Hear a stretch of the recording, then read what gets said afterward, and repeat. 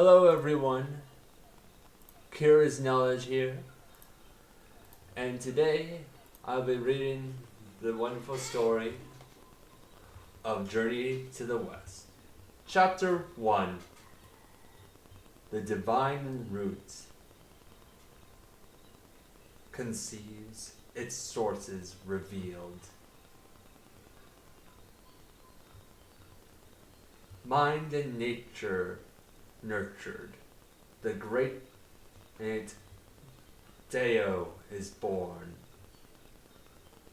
I'm assuming Deo is short for deity. No, Cyber Elf, Endymion got Marn support. That would be like that's an actual playable deck.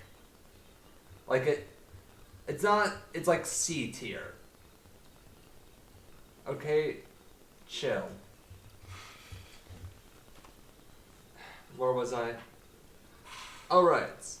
The poem says,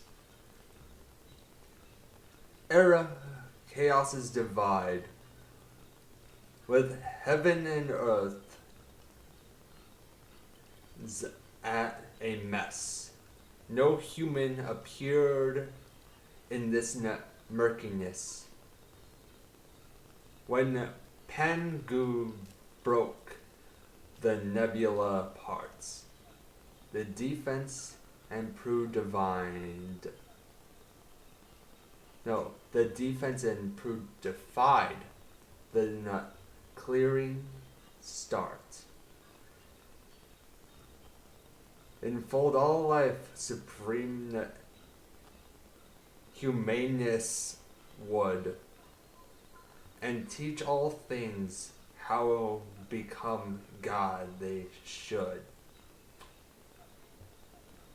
To know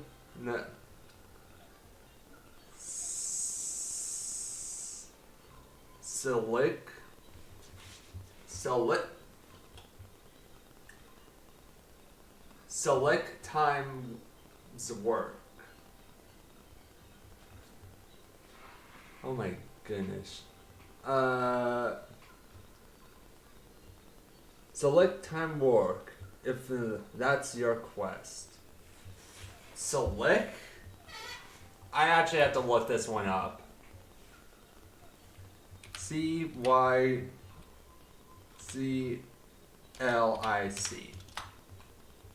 Cyclic. Cyclic. Occurring in cycles. By the... Okay, sure.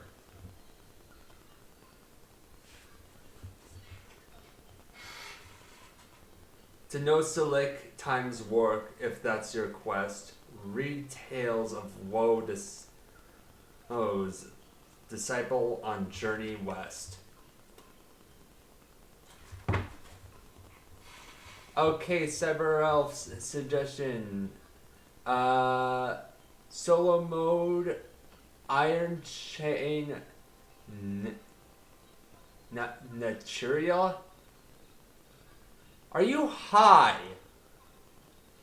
No, genuinely. Iron Chain Naturia. That... I guess that could work.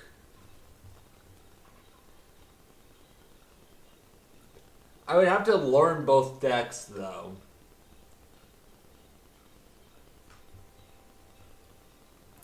And now... Since this is the birth of a new world,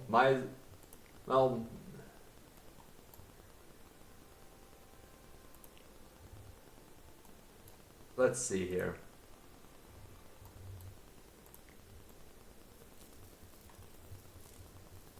There we go.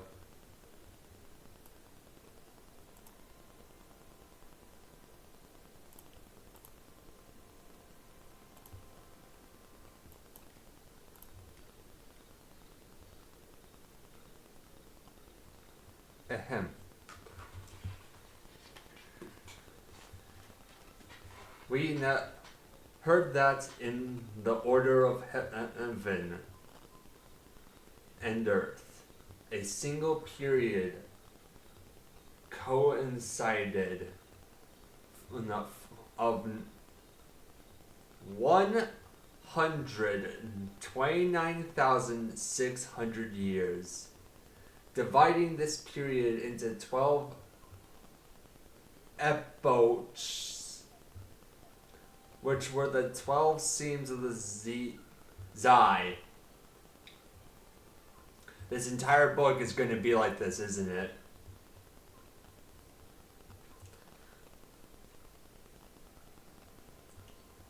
The 12s, dividing the period of time into 12 epochs, which the 12 seams of Zai, Chao, Yin, Mao, Qing, Shi, Wu, whine, Shen, Yu, Zhu, and Haya, with each epoch having 10,800 years. Can you tell that this is based off Buddhism? I'm assuming this is going to come up later, so I'm going to just look it up. What on earth is an epoch?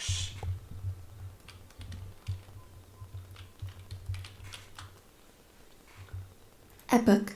Epoch. Oh, epic. Epoch? Epoch. Epoch. Epic.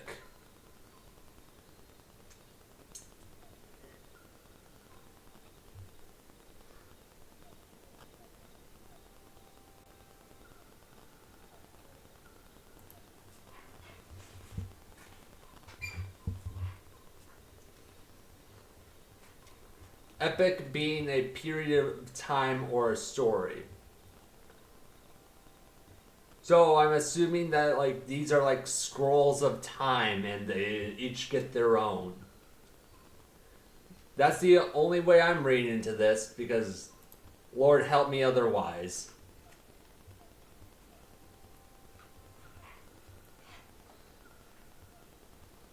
Considered as the hierarchy circle, the sequence would be thus. The first sign of dawn appeared in the hour of Zai, while at Chao the clock crows, daytime breaks occurs at Yin. At the sunrise of Mao, Ken comes after breakfast, and by Sai everything is planed hyphen at Wu the sun arrives at its Martian, and it climbs westward by Wei. The evening meal comes during the hour of Shen. The sun sinks completely at Yu. Twilight sets at Zhu. And people rest by the hour of Hai. The sequence may also be understood macrocosmically.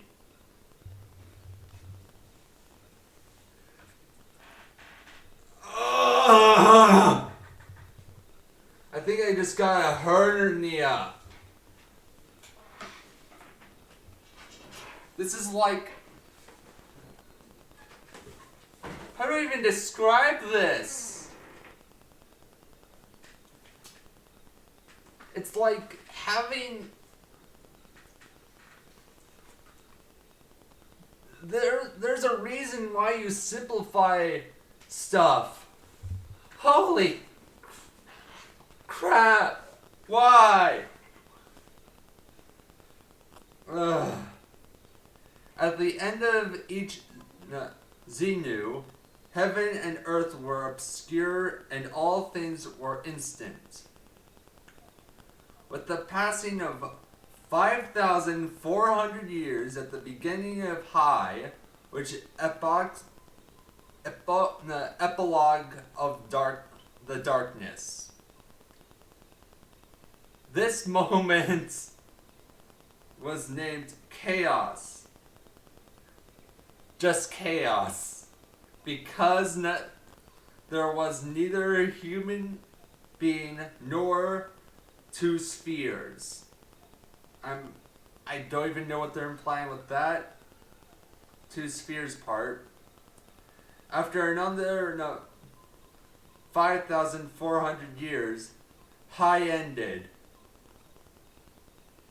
And as the creative force began to work after a great preference, the epilogue of Zai drew near, and again brought grand development.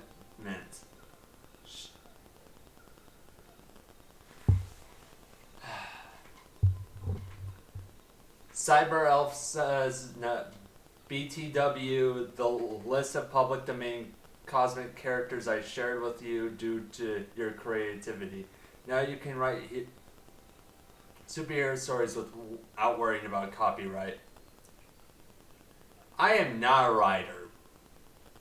What I'm reading to you right now is what would happen if I try, what I'm reading right now would be the good result of me trying to write my own story.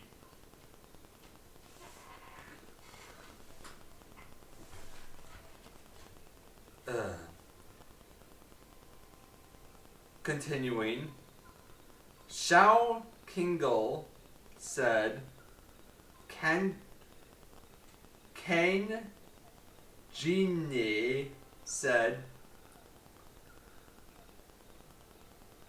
when the mill of Z winter moved, no change by heaven's mind had been approved.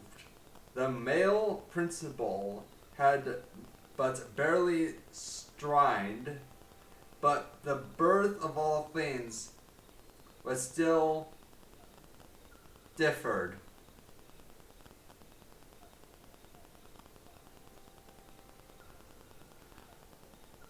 Okay, that first line made me think it was going to be a rhyme, but apparently not. I'm not misreading that, by the way. That's just how it goes.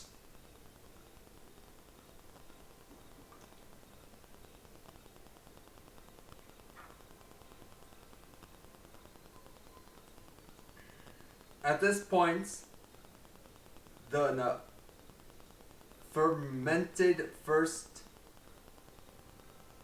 acquired its foundation.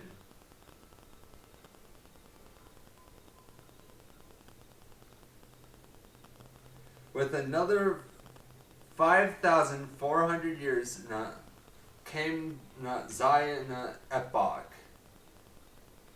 The eternal and light rose up from the four Pino Mena of the sun, the moon, the stars, and the heavenly bod, turn page, bodies. Hence it said that the heaven was created at Zai. This approach came to its end in another 5,400 years, and the sky began to harden as the Chao epoch approached. The classic of change said, great was the male principle, supreme the female. They made all things in obedience to heaven.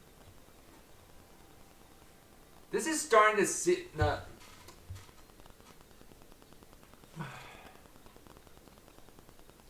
this is hurting. This is actually hurting me. This is what you come here, folks. You come here to watch me suffer. At this point, Earth became solidified.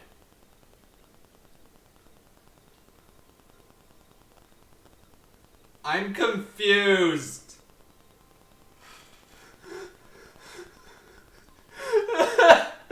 Why?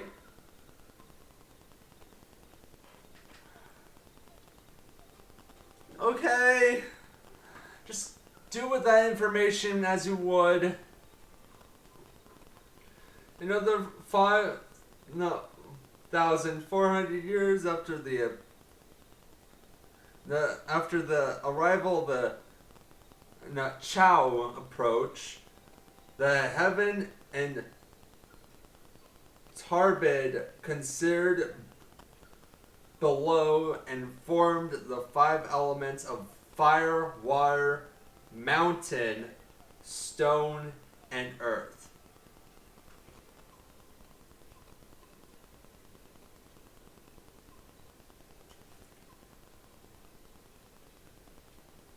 Hence it is said, the earth was created at Chow. With the passing of another 5,400 years, the Chow epoch came to its end, and all things began to grow at the beginning of the Yin epoch. The book of calendar said. Calendar.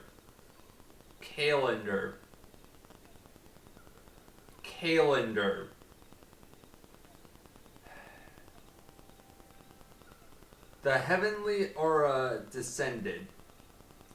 The book of calendar said, the heavenly aura descended. The heavenly aura descended. The earthly aura rose up. Heaven and earth copulated, and all things were born.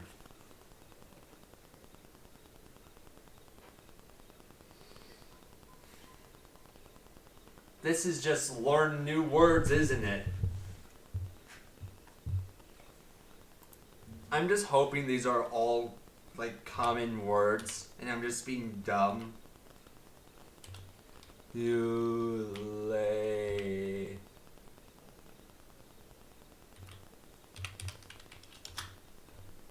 Copulate.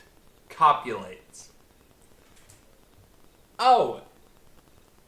It means sex.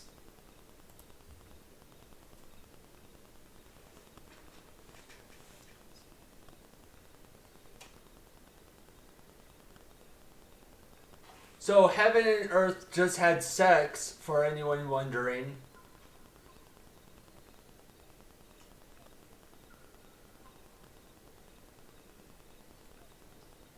Oh, is this how Christianity sounds to other religions?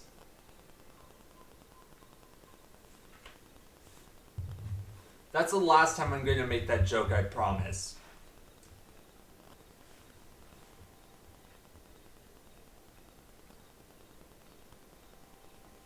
At this point, heaven and earth were bright and fair. The yin had intercourse with the yang. Sex!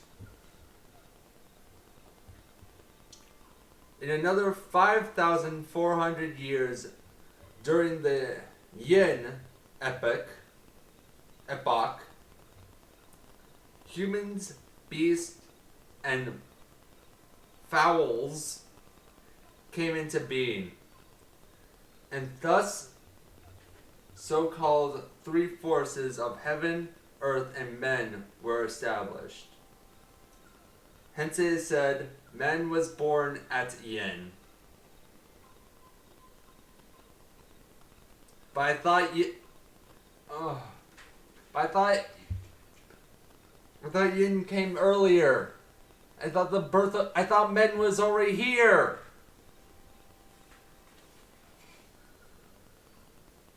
Gee, okay, just keep reading. Just keep reading. Following Panguru's construction of the universe, the rule of three against ones, and ordering of the relations by the five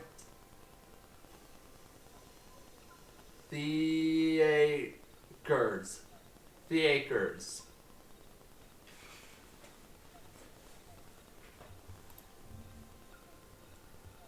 I have to be.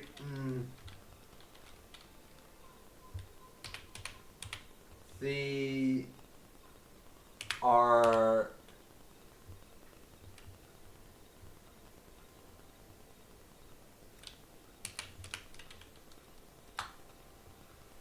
Thearchus, ruler of Thearchy, a monarch of gods. So this is going to get brought up a lot.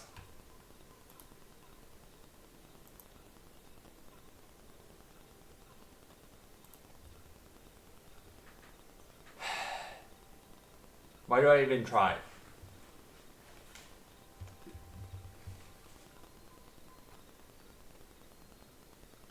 Well, at least it's a Japanese word, so I have an excuse for not being able to pronounce it this time.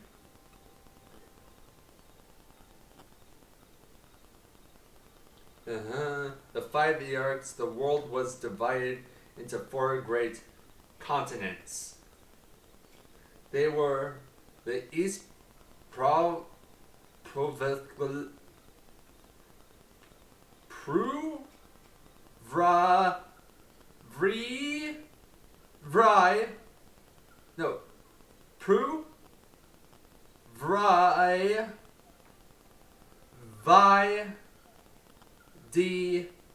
Hey continents. Though the West Opokina Opera, I'm just going to call it opera. The West Opera continent, the South Jubilee Jabu Divi Pia continent, and the North Ute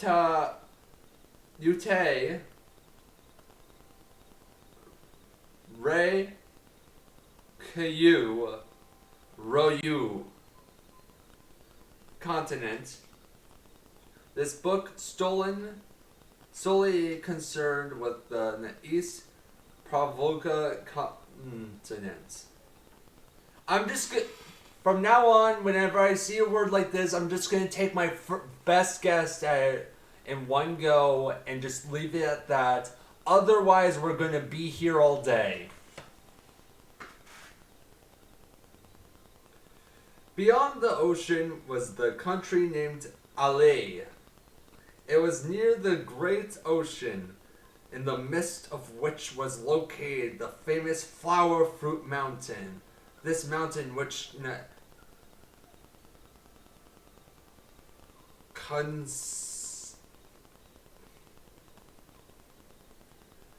that is an English word, but I just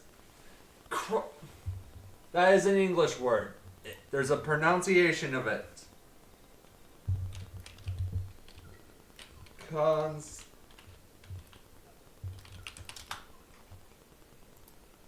Constitute.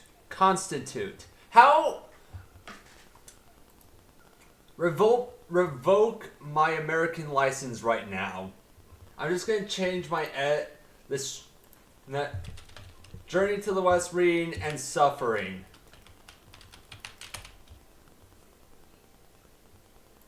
There we go.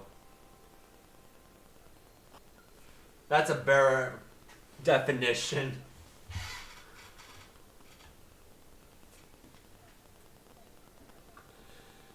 which constituted the chief range of the 10 islets, another name, and formed the origin of the three islands, came into being after the creation of the world. As testimonial to its magnificence, there is a following portrait respiratory. Now, it reads, Its Majesty commands the wide ocean. Its splendor rules the Jasper Sea. Its Majesty commands the wide ocean. When, like silver mountains, the tide sweeps fishes into caves. Its splendor rules the Jasper Sea.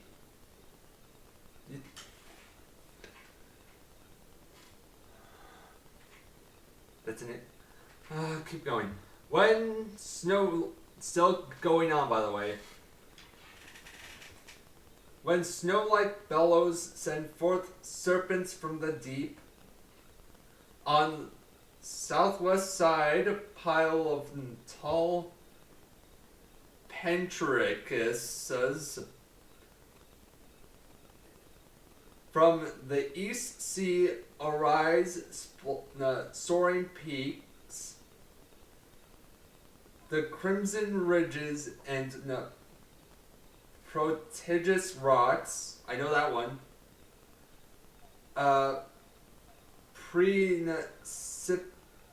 Precipitous cliffs and prodigious peaks atop the crimson ridges. Phoenixes rings in the pairs. Phoenixes sing in the pairs before. Okay, this is how it's written, by the way. Phoenixes sing in the pairs, as in to imply that the following is being sung by the phoenixes. And it's written in the... Just keep going. Just keep going. The phoenixes sing in the pairs before Prejudice's cliffs. The unicorn singly rest. At the summit is not heard the city of golden pheasants. In all of the stony caves are seen at the strides of dragons. In the forest are long-lived deer, immortal foxes. On the trees are driven fowls and black cranes. Strange grass and flowers never wither. Green pines and crevices. No, that's not that. Green pines and cypresses always keep their spring. Immortal peaches are ever fruit-bearing. Loafly bamboos are often drain the clouds.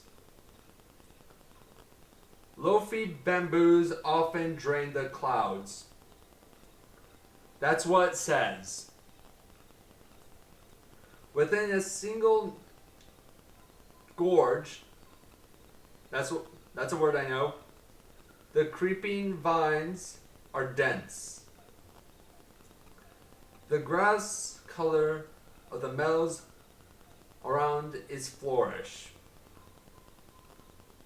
Nope, it even makes a lot of sense. The grass color of the meadows all around is fresh.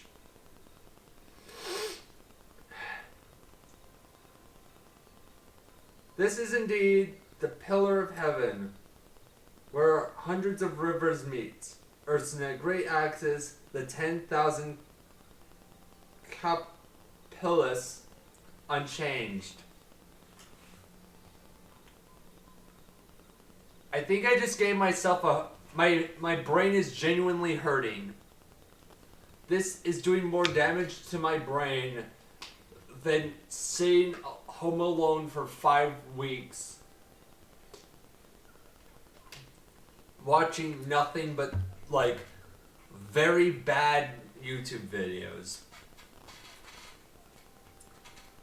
And that, we're only like 5 pages, we're only like 3 pages in. Do I have to get like the revised version? Okay, we're finally at Flowers and Fruit Mountain. Are we allowed to start a actual story now? There was on top of that very mountain an immortal stone.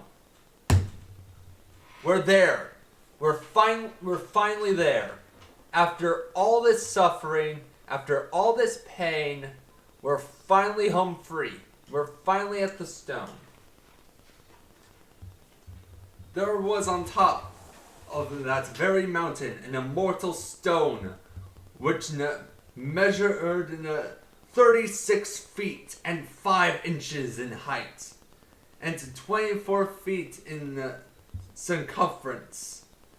The height of 36 feet and 5 inches correspond to the 365 cylindrical degrees, while the circumference of 24 feet corresponded to the 24 cylindrical terms of the cylinder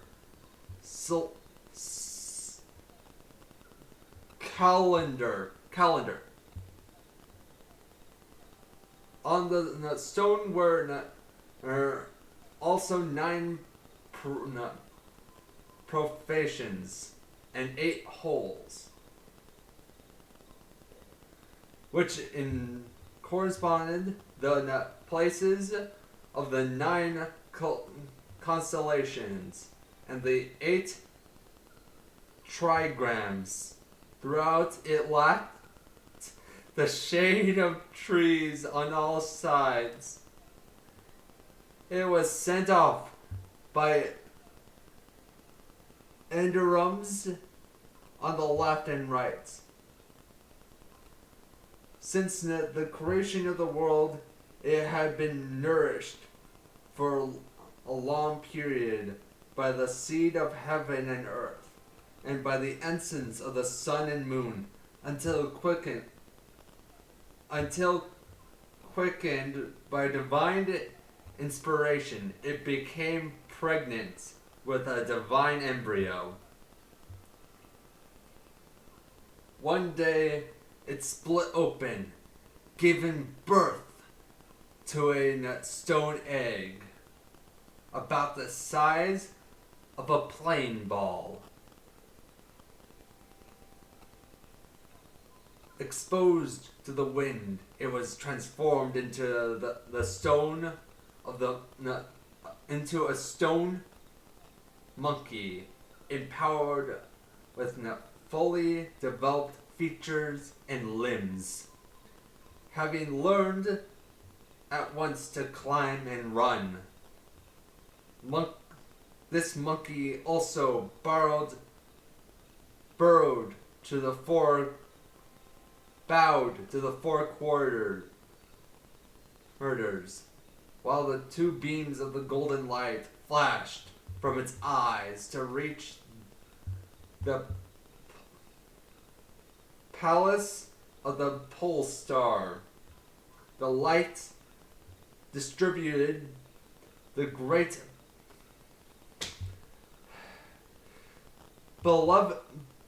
benevolent sage of heaven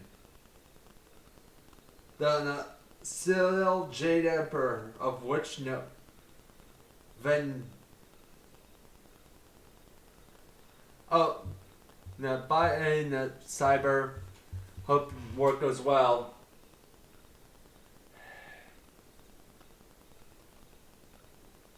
The Citadel Jade Emperor of the most viable Dara, who attended by his divine ministers at sitting in the cloud palace of the golden arches in the treasure hall of the turn page divine Mistis. Just going to move on. Upon seeing the glimmer of the golden beams, he ordered that 1,000-mile eye and fairy wind ear to open the southern heaven gate and look out. At this command, the two captains went out to the gate, and having looked intently, listened clearly, they returned to the reports. No, two reports. That wasn't the book that time, it was me. Your subjects obeying our command to locate the beams. Your subject, comma, obeying your command to locate the beams, comma, discovered that they came from Flower Fruit Mountain, border of the small Aloe County, which lies east of the East Provaladic, a continent. On this mountain is an immortal stone that has been given birth to, on this mountain is an immortal stone that has given birth to an egg exposed to the wind and has been transformed into a monkey who, when bowing to the four corners, has flashed from his eyes golden beams that reach Palace of Pulsar. That's one sentence! That was all one sentence!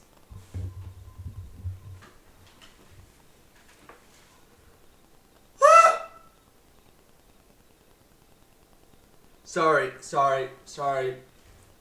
I'll be a good reader. Now that he is taking some food and drink, the light is about to grow dim. End quote. This compassionate mercy the Jade Emperor declared. Hold on. With compassionate mercy, the Jade Emperor declared, comma, quote, start quote, these creatures from the world below are born of the essence of heaven and earth.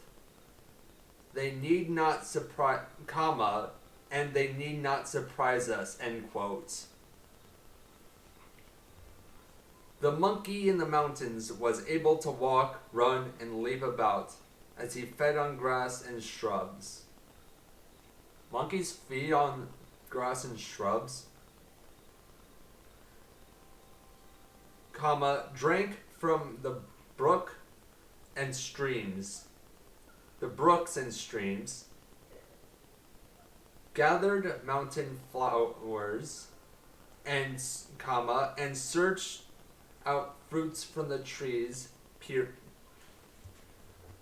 End sentence. He made his compassion the tiger and the lizard, the wolf and the lion. He befriended the civet and the deer, Just gonna move on. And comma, and he called the gibbon and the baboon his kin. At night he slept beneath the stony ridges in comma, and in the morning solitaried about the caves and peaks. Period.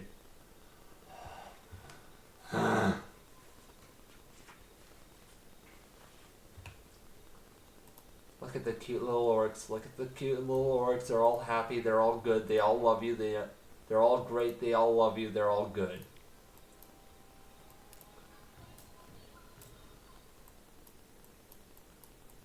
Look at them. They're all cute and they love you and they're good.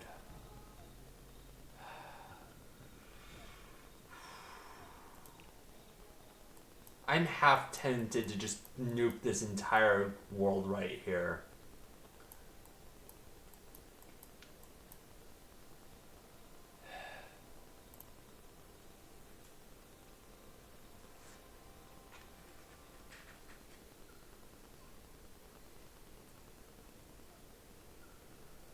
Truly, comma, in the mountain there is some sort of quote or passage. I'm assuming this is a passage. In the mountain there is no passing time.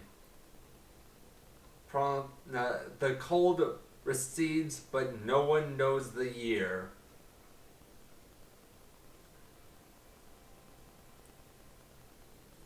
One hot morning, in the end of passage.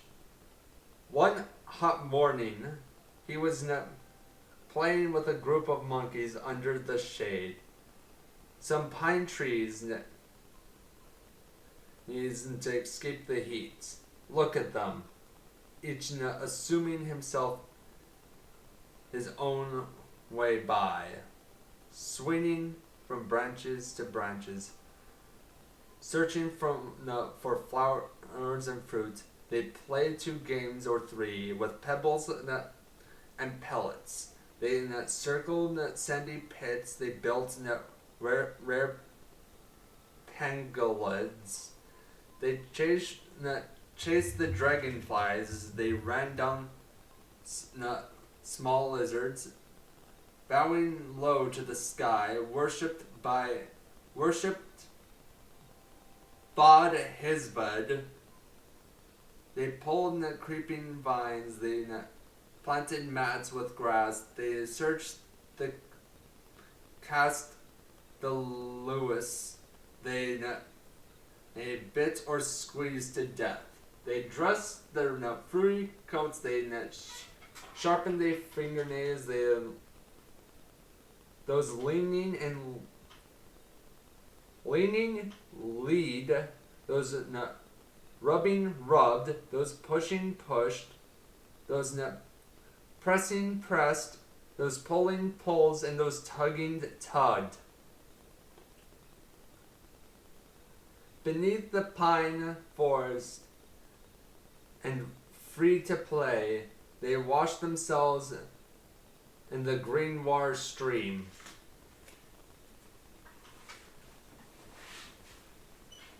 Just give me a moment. I'm taking a break. I'm taking a mental break.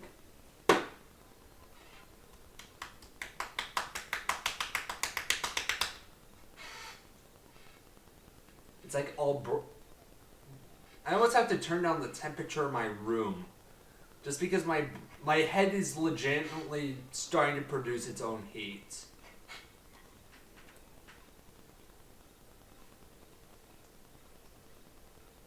After the monkeys have frolicked for a while, they went down to bathe in the mountains, streams, and saw its current bounds and splashed like trembling melons. One sentence at a time. So after the monkeys For a while they went to bathe in the mountain streams, and saw the currents bounce and splash like trembling melons. As the old saying goes, fowls have their foul speech, and beasts have their beast language. What on earth does that have to do with anything? There's not even a citation for this one. Apparently that one doesn't need context. Apparently we just know what that... There's... Like the other ones I've been skipping over some context because that's in the epilogue. And then the side notes. But no, that one doesn't have any notes.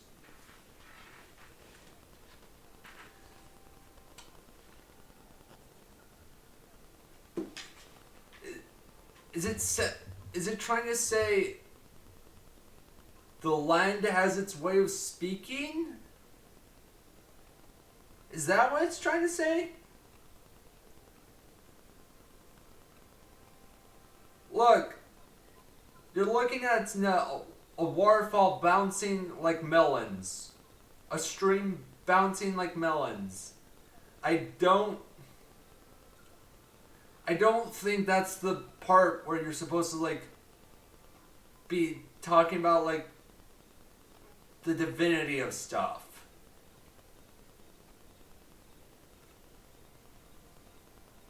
Maybe it's this. I'm assuming since like they just spent like 50 pages building up this place, they wanted to like show simplicity. My best guess is that they wanted to, since they wanted to show the simplest thing has its own strength. That the simplest part has its own beauty to it.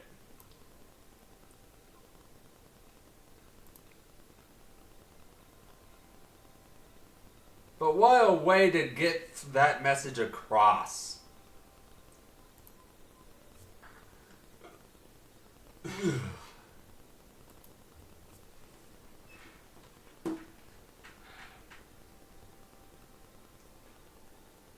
The monkeys said to each other, "We don't know where this water comes from. Since we have nothing to do today, let us follow the stream up to its source and have some fun." End quote. With their shrieks of joy, they dragged along males and females. With a shriek of joy, they dragged along males and females, calling out to their brothers and sisters, and scrambled up to the mountain alongside the stream. Reaching its source, they found a great waterfall. What they saw was a column of water, while rainbows rising, 1,000 yards of snow caps flying. The sea wind blows but cannot shear what a river moonlights up forever.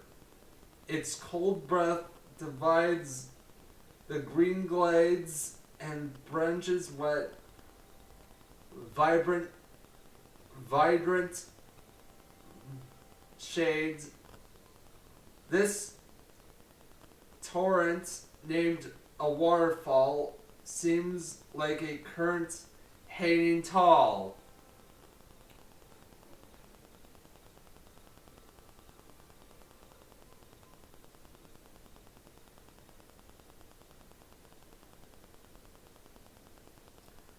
I know you can't hear it by massaging my head.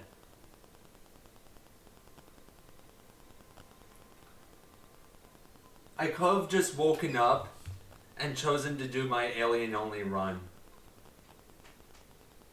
But no, I just chose that this was a better idea.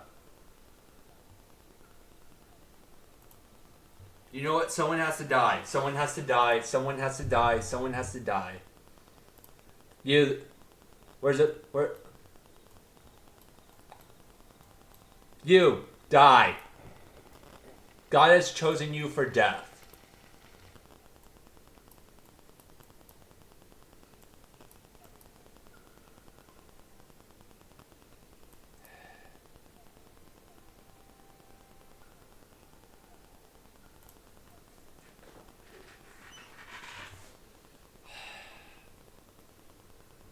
the monkeys clapped their hands in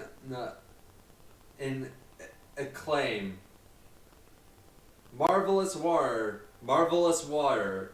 This waterfall is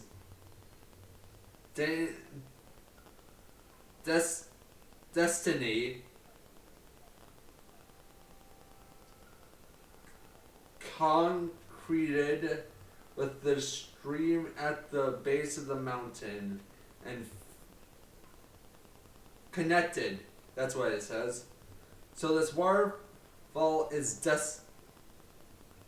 dynasty connected with the stream at the base of the mountain and flows directly out even to the great ocean. I got it!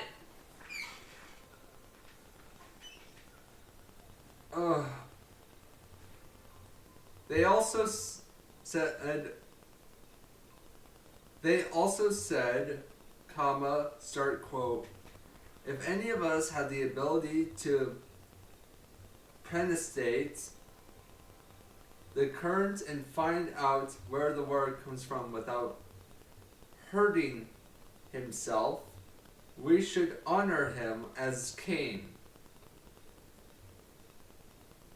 They gave the call 3 times, and suddenly the stone monkey leaped out from the crowd. He answered the challenge in a loud voice. I'll go in, I'll go in. What a monkey. What a silly, silly monkey. For today his fame will spread wide. His fortune the time does provide.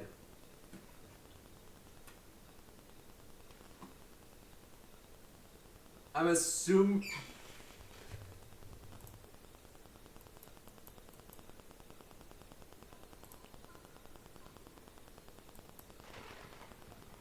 Just laying out some stress. Just laying out some stress.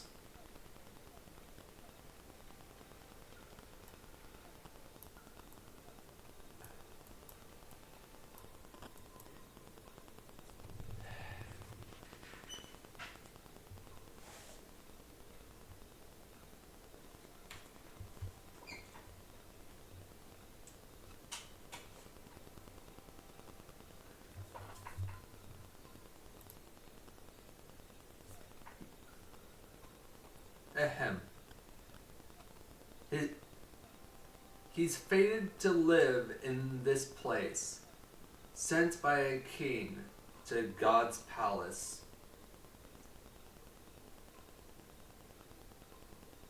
Look at him. He closed his eyes. He crouched low, and with one leap, he jumped straight through the waterfall, opening his eyes once at the rising. His head looked around. He saw that there was neither water nor waves inside, only a gleaming, shining bridge. He paused to collect himself and looked more carefully again. It was the bridge made of sheet iron, the water beneath. It surged through a hole in the rock to reach the outside, filling in all the space underneath the ark.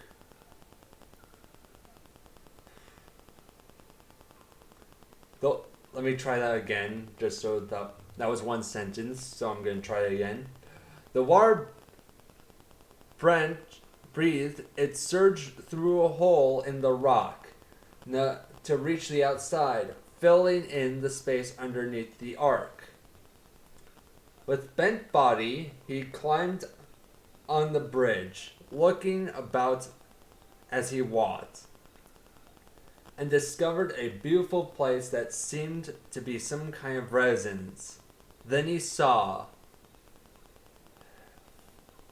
fresh moss piling up indigo, white clouds like jade afloat, and luminous sheens of mist and smoke. Empty windows, quiet rooms, and carved flowers growing smoothly on branches. Solitaires suspended in milky caves where blossoms voluptuous over the ground. Pans and stoves near the wall show traces of fire. Balls and cups in the tavern, in the balls and cups in the table contain leftovers. The stone seats and beds truly lovable. Stone sheets and beds were truly lovable. The stone pots. Okay, so you might be reading stone sheets, and you're probably wondering what this is about. I actually know this. This is not something that the book is clarifying, but I actually know this about Chinese culture. In Chinese culture, everything has an element to it. Now, you might think it simply as, oh, earth is earth, fire is fire, water is water, and so on and so forth. You are absolutely freaking wrong. You could have a bed made out of fire. That's not something I'm making up, that's real. You can have a pillar, like you can have a, you know those elements I listed out earlier? You can have different pillars. Like, you can have 3 different lampshades around your house that are made of the different elements. I'm not making this up. You can have, that light over there is made out of water, and that lamp over there is made out of light. Not making that up. That's how this works. So when it says a bed made of earth, I'm assuming it means that it's made of the earth element instead of a bed made of like a lump of dirt. But that's my only hope at understanding this. Da-da-da. Da-da-da. The stone seats and beds were truly lovable. Wait, not earth beds, I mean stone beds. The stone pots and bowls were more praiseworthy. There was furthermore a stake or 2, all tall bamboos. All 3 or 5 springing of plum flowers, with a few green pines, always dripped in rain. This whole place indeed resembled a home.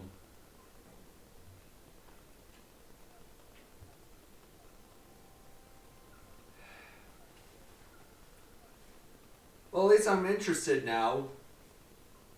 I'm actually starting. I know I'm still whining and complaining a bit, but I'm actually starting to get interested. I wasn't interested in before when it was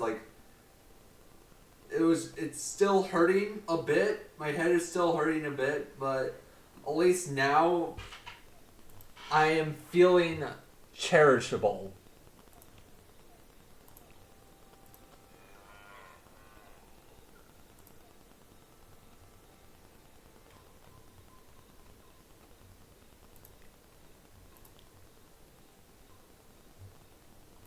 What to give.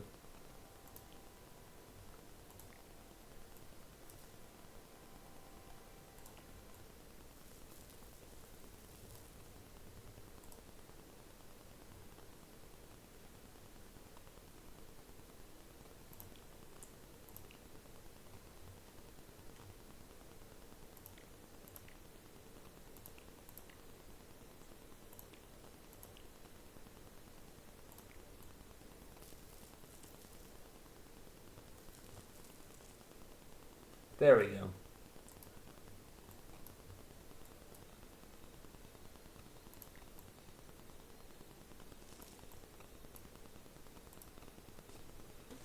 Ahem.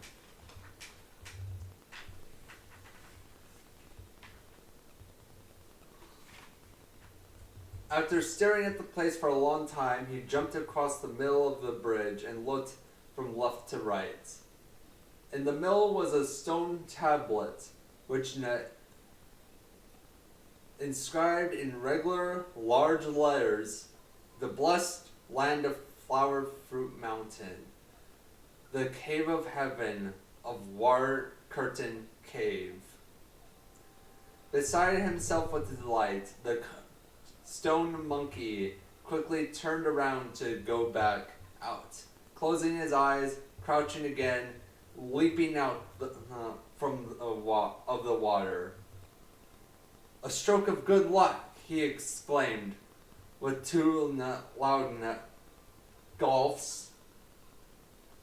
"A great stroke of luck!"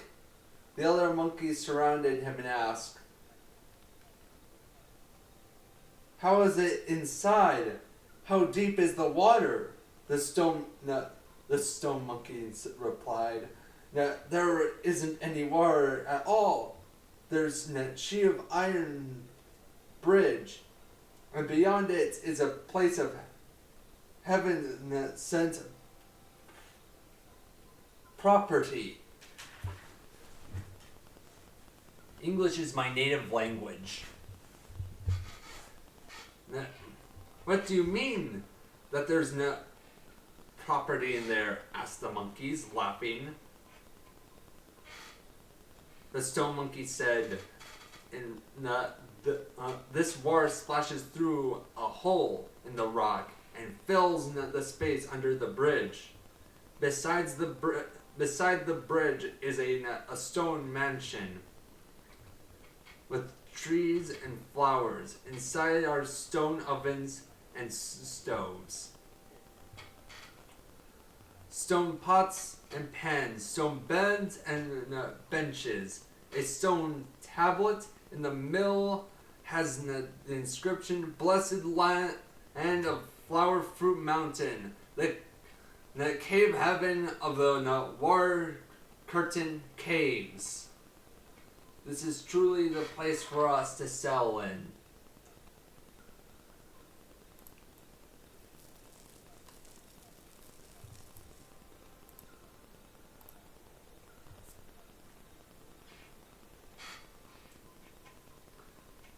This is moreover very spacious inside. It can hold thousands of young. It can hold thousands of the young and old. Let's all go in and live there and spare ourselves from being subject to the whims of heaven, for we have in there a repeat of the wind, a shelter from the rain. You fear no frost or snow. You hear no thunderclaps. Mist and smoke are brightened, warm by holy light. The pines are evergreen, flowers daily new." When the monkeys heard that, they were delighted, saying, "You go in first. Lead the way." The stone monkey closed his eyes again, crouched low again, and jumped inside. "All of you," he chimed, "follow me in! Follow me in!" The braver the monkeys leaped in at once, but the more timid ones stuck out their heads, then drew them back, scratched their ears, rubbed their jaws, and chattered noisily. After milling around for some time, they too bounced inside, jumping across the bridge. They were all soon snatching dishes, clutching bowls, or fighting for stoves and beds, shoving and punching things hither and hitter and thitter.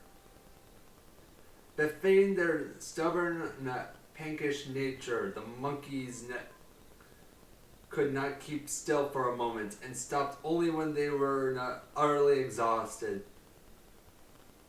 The stone monkey then solemnly took a seat above and spoke to them. Gentlemen, if a man lacks trustworthiness, it is difficult to know what he can accomplish. You yourselves promised just now that whoever could get in here and leave again without hurting himself would be honored as king. Now I have come in and gone out and come in, and have found all of you this heavenly grotto. I know that word, grotto. It's a that I actually know a word for once.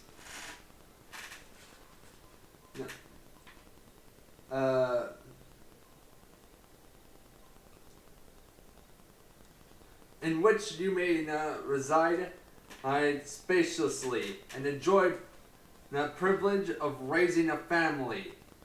Why you don't honor me as your king? The monkeys hear this. They all folded their hands to their... When the monkeys heard this, they folded their hands on their breasts.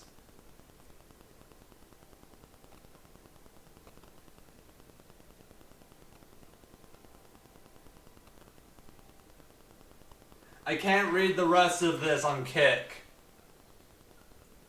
I'm going to double check on Google that this is what I think it's saying.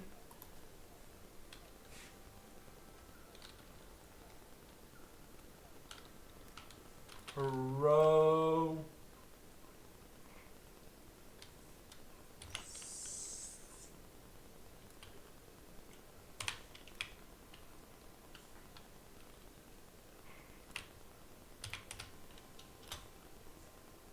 Prostrate.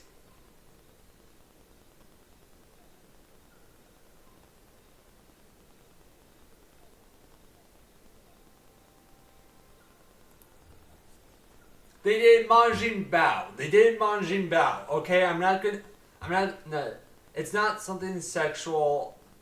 They're doing a Manjin Bao. The creator just the creator just worded it in a very stupid way. They're doing a bow. They're either doing a Majin bow or they're just putting their hands over their chest and bowing it. I don't know why the creator worded it like this. Okay, moving on. Nothing sexual, just very weirdly worded. Each one of men have breasts too. Just remember that. They don't have they look it up. Men can get breast cancer. Can they? Hold on, let me just double check that I'm not talking my butt. Do men have breasts? Yes, they do. Men do have breasts. Okay, so they put their hands on their chest and bowed, is what this author was trying to say. Okay, moving on from that. Each one of them then lined up according to rank and age, and bowing relatively, they intoned.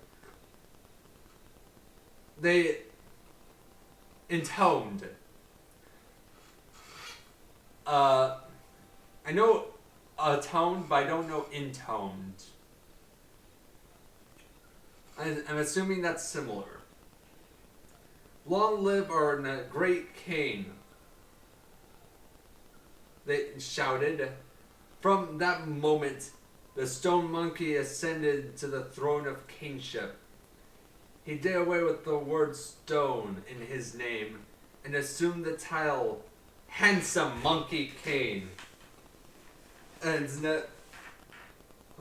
their testimonium poem. There is a testimonium poem that says, "Triple spring mad to bring the bridge all things, a divine stone quakened by the sun and moon, changed from the egg to ape, to reach the great way, lone name and surname matched the exiled made. Formless inside he yields, no image known. His outward guise coheres in action shown. In every age, all the persons will yield to him. Hail a king, a sage, is free to roam."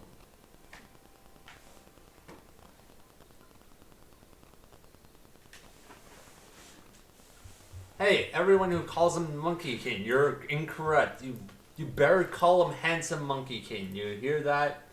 His name is Handsome Monkey King. I don't want to hear any of this nonsense. I don't want to hear it. To call him anything else is to call him blasphemy.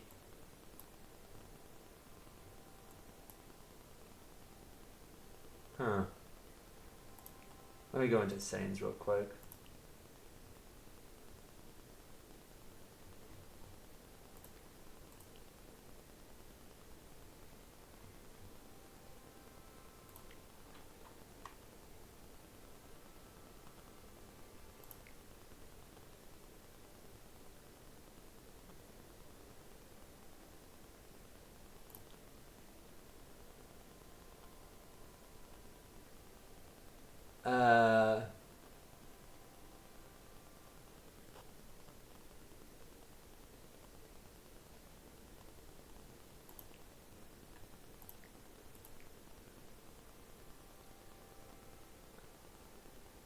Did I turn rebellions off?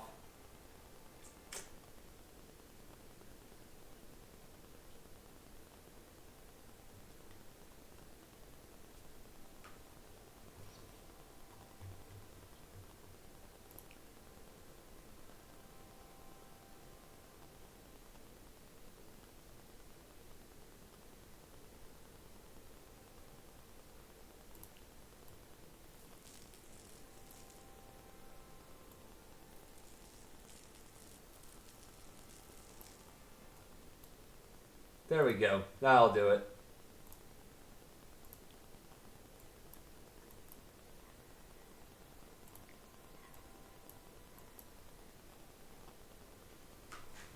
Now fight for my amusements.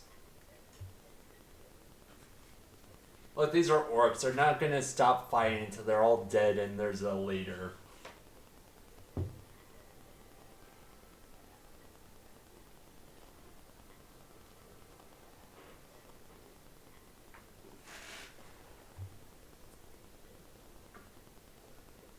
Ahem.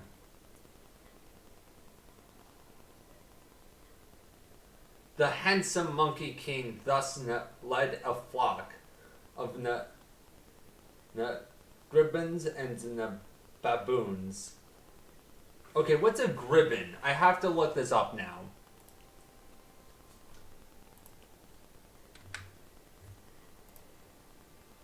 Because I was gonna just leave it if it was just once, but it keeps on coming up.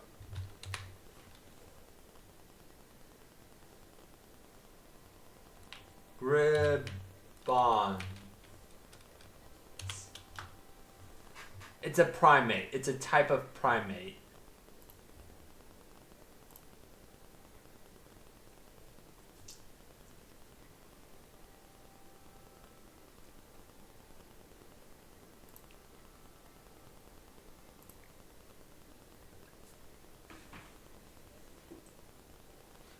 Gribbons and baboons, some of whom were appointed by him as his officers and ministers.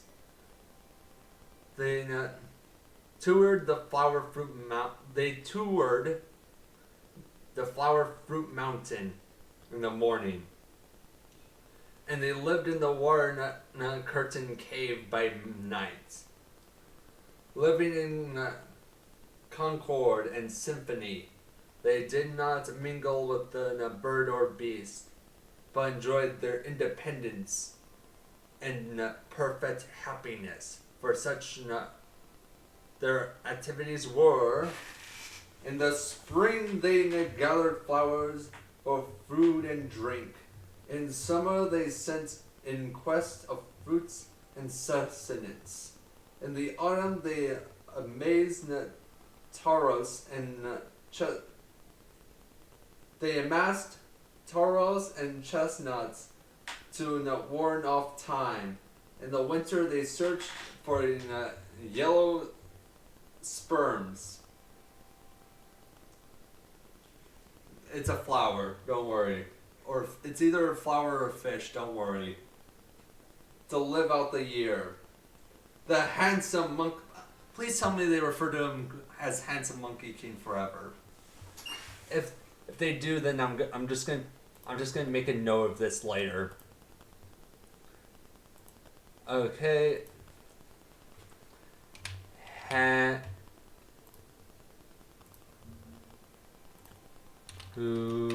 Google. There we go.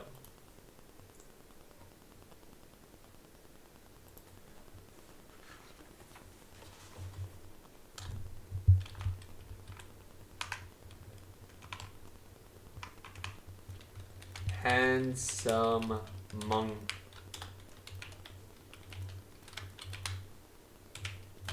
There, I made a note.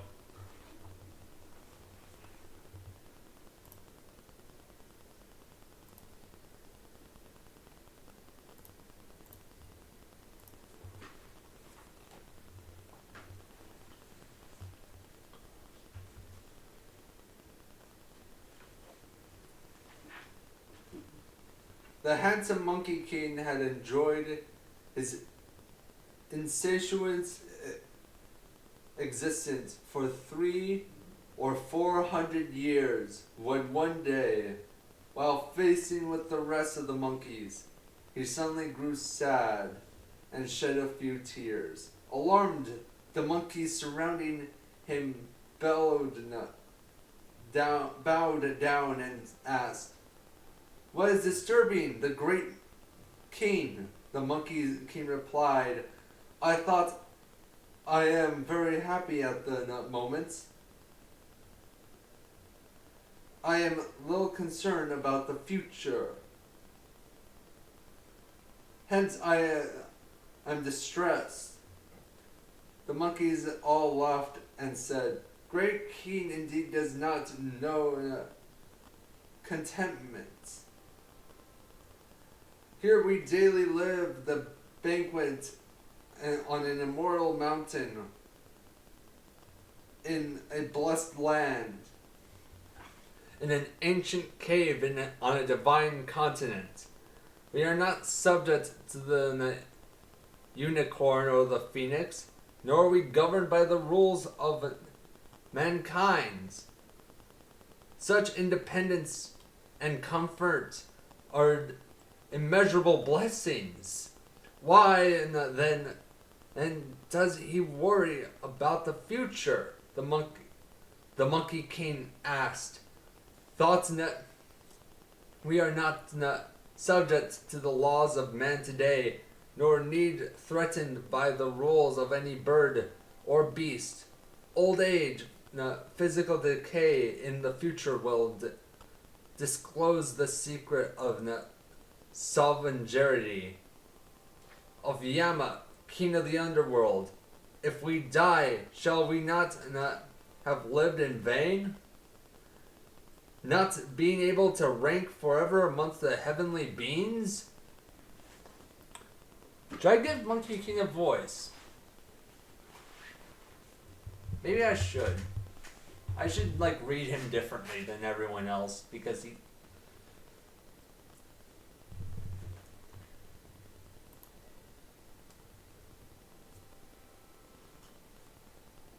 Ahem.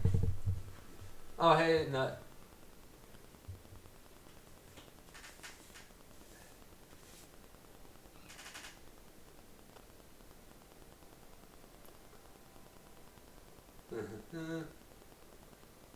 No.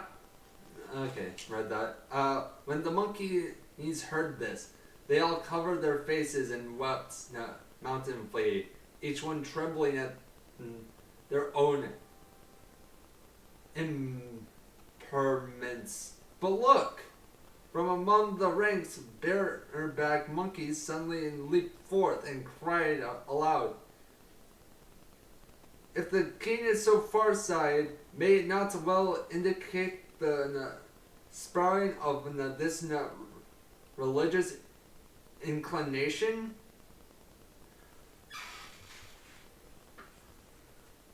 There are among the 5 major devastation all living creatures.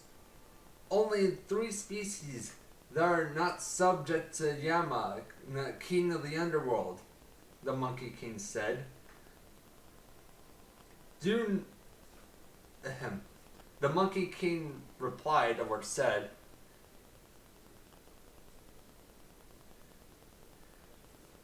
"Do you know who they are?" The Monkey King said. "They are Buddhas, the mortals, the holy sages. The 3 alone can avoid the wheel of transmigration, as well as the process of birth and destruction, and live as long as heaven and earth, the mountains and the streams." "Where do they live?" asked the Monkey King. The Monkey King said, "They do not live beyond the world of the Java Bhagava. They dwell within ancient caves, immortal mountains." When the Monkey King heard this, he was filled with delight, saying, "Tomorrow." Wait, what? Oh, okay. They live. The monkey said they do not live beyond the world of Johal. Okay. Never mind. It's fine. When the Monkey King heard this, he was filled with delight, saying, "Tomorrow I shall leave for you all to go down to the mountain, go down the mountains. Even I have a waiter with the. Even if I have to wander with the clouds for the corners of the sea, or journey to the distant edges of heaven, I intend to find these 3 kinds of people. I will learn from them how to be young forever and escape calamity infected by King Yama."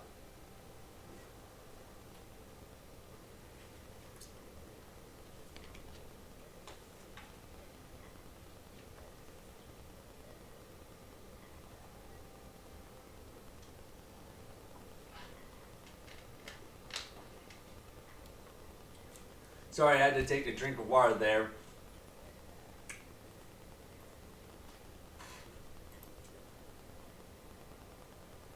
Wow, these orcs are really bad fighters.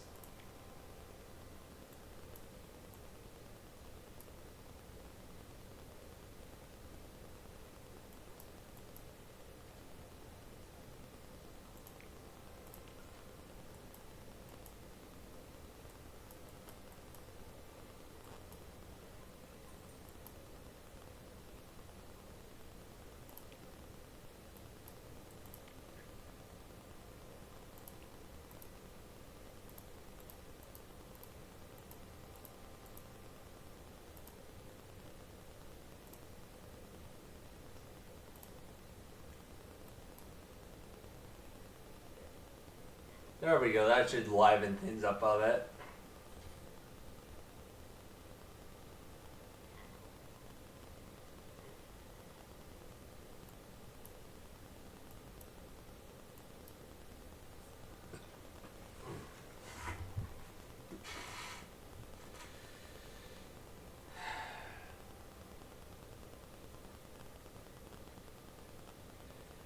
Lo, this urns at once led him to leap free from the transmigration net and be the great sage equal to heaven. Huh, that's pretty cool.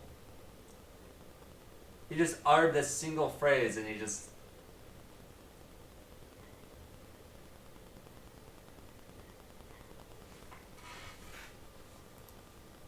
The great sage equal to heaven.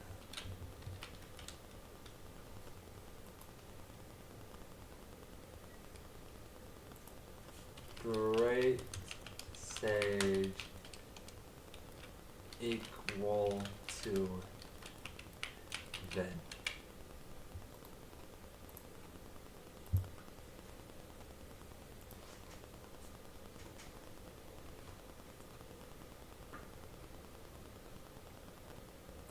I found that really interesting. Like, his knowledge and his wants to be more, like, severed him and made him special. I that's a part of storytelling I always enjoy. All the monkeys clapped their hands in acclamation, saying, "Wonderful, wonderful! Tomorrow we shall scour the mountain ranges to gather plenty of fruits, so that we may send the great king off with a banquet." Next day, the monkeys duly went gathering immortal peaches, to pick rare fruits, to dig out mountain herbs, and to chop yellow sperms. They brought in an orderly manner of every variety of orchids and durums.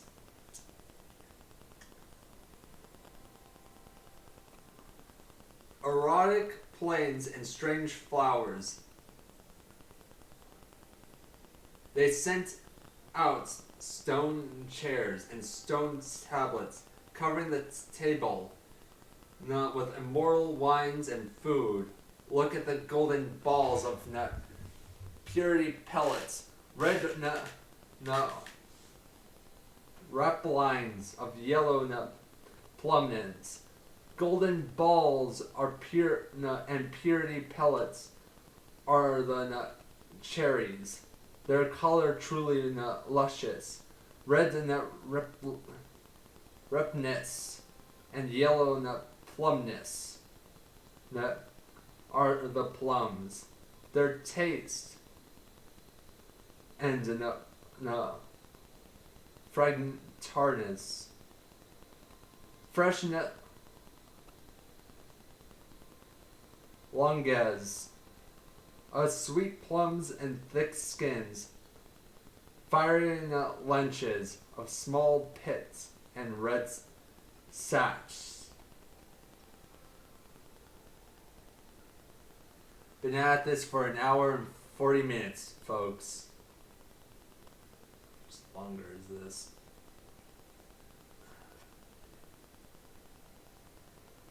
Okay, it's half a Bible chapter worth. Golden fruits of the pirates are pristine by the branches. The locusts yellow with buds and are held with their leaves. Pears like rabbit heads, and dates like chicken hearts. Dispel your thirst, dispel your sorrow, and the fets of wine, fragrant peaches, and soft almonds. The sweet are the sweet of elixir of life, crispy fresh plums and strawberries are sour like cheese and buttermilk. Red plums and black seeds composed of ripe watermelons. Four clovers of yellow rind and full big permissions. I don't know what that fruit is. When the programs are split wide, the cambar grains glisten. The specks of ruby. When the chestnuts are cracked open, their thought barns are heard like cornelian. Walnut and silver almonds are fair with tea. Coconuts and grapes may be pressed into wine. Hazelnuts, yudes, and crapples overfill the dishes. Kumquats, sugar canes, the trangolins and oranges crowd the table. Sweet yams are baked. Yellow sperms are boiled. The tubes minstreled, minced with the seed of water lily. And soup in stone pots shimmer on the griddle fire.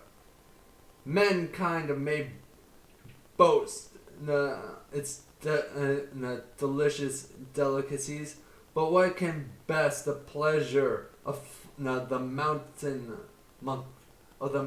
monkeys?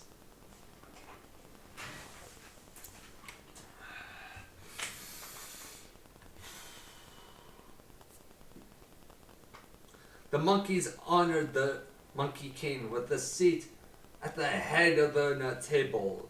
They sat bow according to their age and rank. They drank for a whole day, each of the monkeys taking a turn to go forward and present the Monkey King with wine, flowers, and fruit. The next day, the Monkey King rose early and gave instructions. And gave the instruction, little ones, cut me some pine wood and make me a raft. Then find me a bamboo for the pole and gather fruits and the like. I am about to leave. And with that, when all was ready, he got onto the raft by himself. Pushing off with all his might, he drifted out towards the great ocean and, taking advantage of the wind, set sail for the border of South Jorupa continent. Here, the consequence of his journey. Here is the consequence of his journey. The heaven-born monkey, strong in magic might, he left the mountain and rode the raft to catch fair wind. He drifted across the sea, immortal's way, drifted in the heart of mind and acre great things. It's his lot, his portion to quick, early zeals.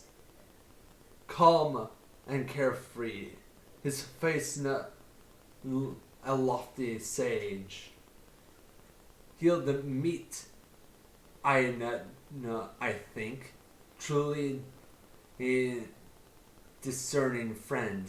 The source disclosed. All diorama will be known.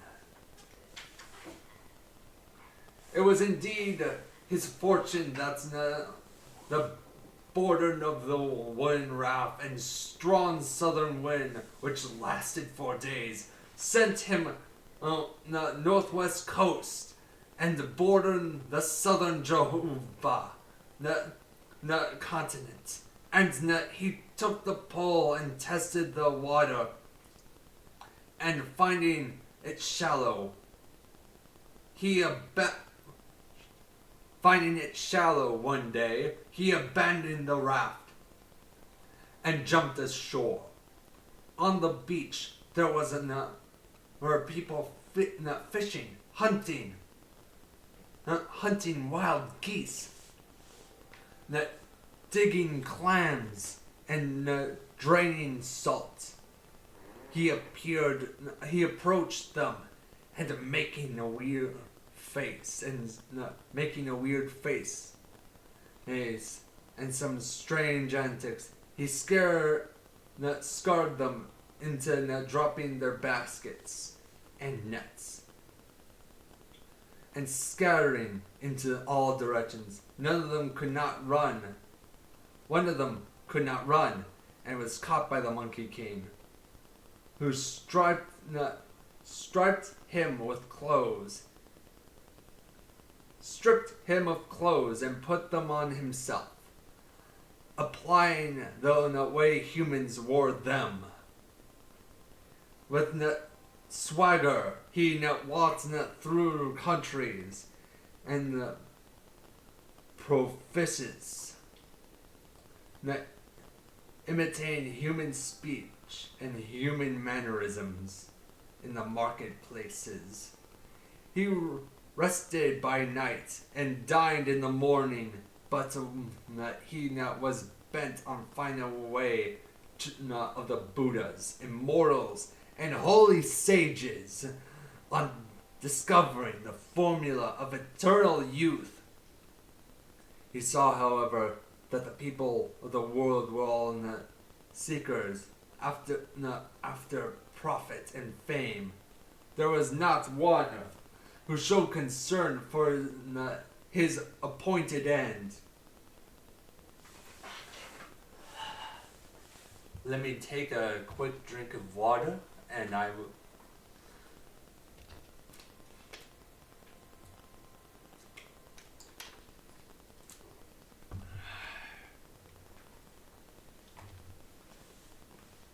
This is our condition. When will the end of this quest for fortune and fame? His tyrant of elderly rising, and the retiring late.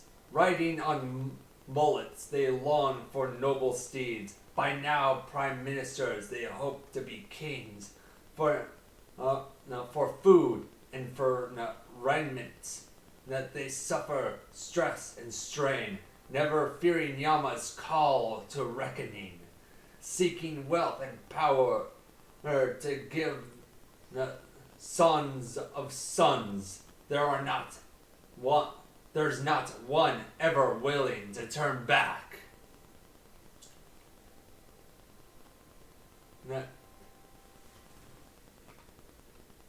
The Monkey King searched diagonally for the way of immortality. Diligently. My bad. The Monkey King searched diligently for the way of immortality, but he had no chance of meeting it. Going through big cities and vasting small towns, he unwittingly spent 8 or 9 years on the South Jehovah continent before he suddenly came upon the great Western Ocean. He thought that there would certainly be immortals living beyond the ocean. So having built himself a raft like the previous one, he once again drifted across the Western Ocean until he reached the Apagana continent. After landing, he searched for a long time, and all at once came upon a tall, beautiful mountain with thick forests at its base. Since he was afraid, neither the wolves and lizards, nor tigers and leopards.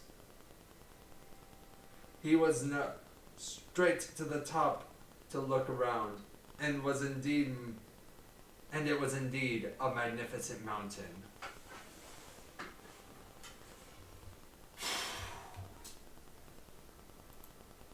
I'm no longer suffering. I'm enjoying this now.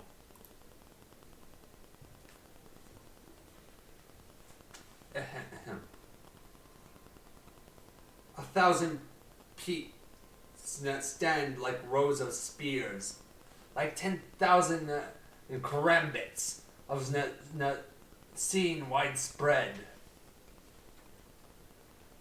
The sun's beams lightly enclose azure mist. In darkening rain, the mountain color turns cool and green. Dry creepers entwine old trees. Ancient folds edge secluded paths. Red flowers luxurious glass. Tall bamboos and lofty pines. Tall bamboos and lofty pines for 10,000 years grown green in the blessed land where flowers and luxurious grass all season bloom, and as in Isle of the Blessed. They called of the birds that hidden are near. The sound of stream rushing are clear. Deep inside deep canyons, orchids interweave. On every ridge, crag, spurred, lichens and moss. Reaching and falling, rage shadow and fine dragon's pulse. Here in the recluseness must admit man reside. As looking about, he suddenly hear from sound of man speaking down within the woods. He dashed into the forest and choked his ears to listen. It was someone singing. This is a long one, so I'm going to take a quick little drink of water.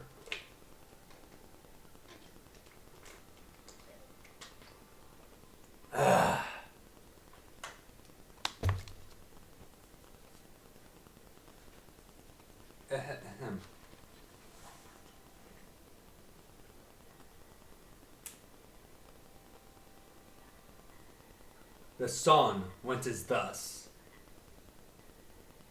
I once chess games, my axe handles rotted. I chop at wood, zen the sound. I watch slowly the cloud bridge at the valley entrance, selling my firewood by some wine. I am happy and laugh without restraint when path frosted autumn's high, my face my moon pillow and the pine roots. Sleeping till dawn, I find my familiar woods. I climb pestilence, platenets. I'm just gonna go for it.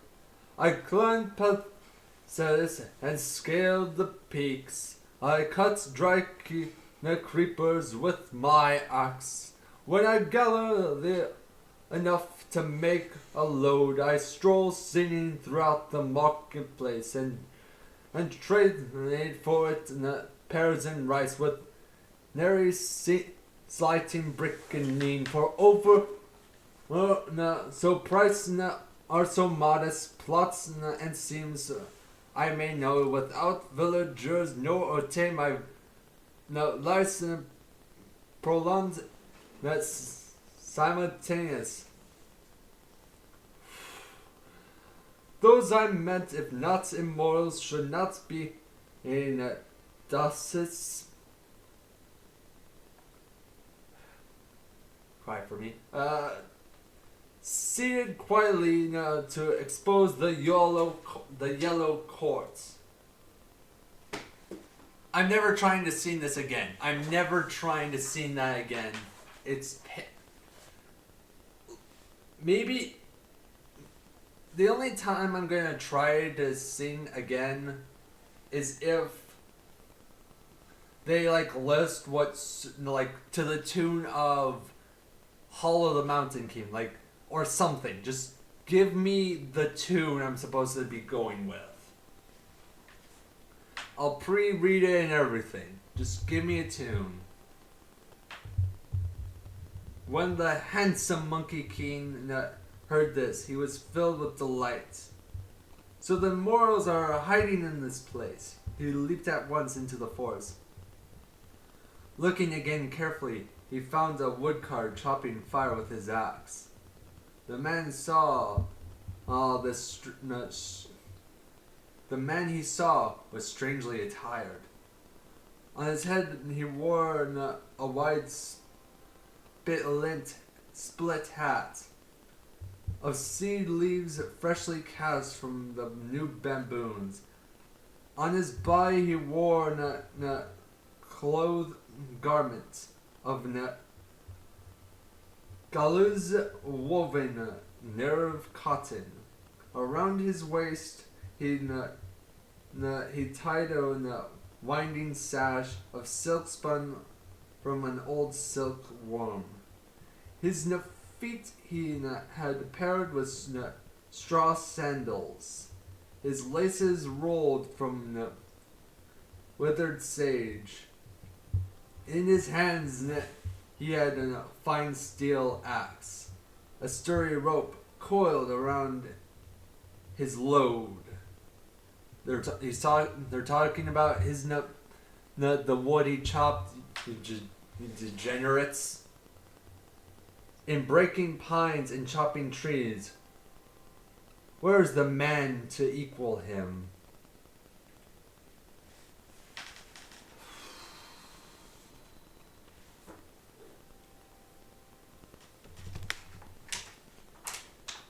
I'm going to be completely honest with you. This is taking more out of me than I thought.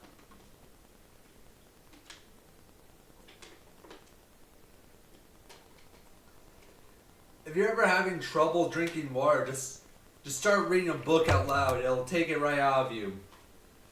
The water bottle will be empty within the hour. The Monkey King drew near and called out, Reverend Immortal, your disciple raises his hand. The woodcutter was so flattered by that he dropped his axe and returned the salutation. Blasphemy! Blasphemy! He said. I am a foolish fellow with hardly enough clothes or food. How can I bear the title of immortal? The Monkey King said. If you are not an immortal, how is it you speak this language? The woodcutter asked. What did I say that sound like a language of an immortal? The Monkey King explained. When I came just now from the forest edge, now I heard you singing. Those I met, to quote, those I met, if not immortals, shall not Dionist say quiet to expound the yellow quartz. The yellow quartz contains preferred words of the way and virtue. What can you be but immortal? Laughing, the woodcutter said. I can tell you this. The tune of the lyric is named Court Art of Full Blossom. I'm gonna have to look that up for later reference.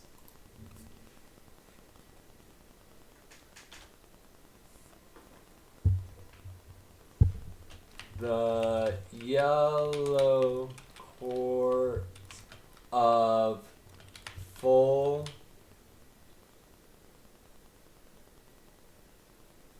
the yellow co-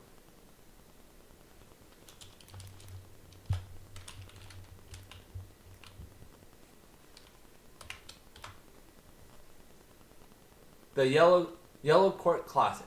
There we go.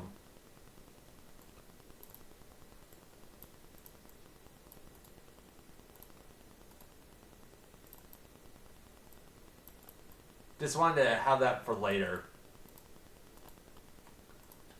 Maybe do a cool little editing trick in post where I put this song over where I attempted to sing.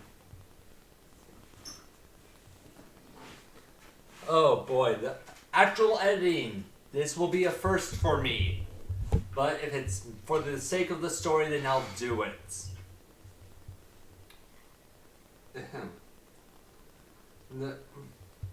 Laughing, the woodcutter said, I can tell you this much. The tune of the lyric names A Court Not Full of Blossom.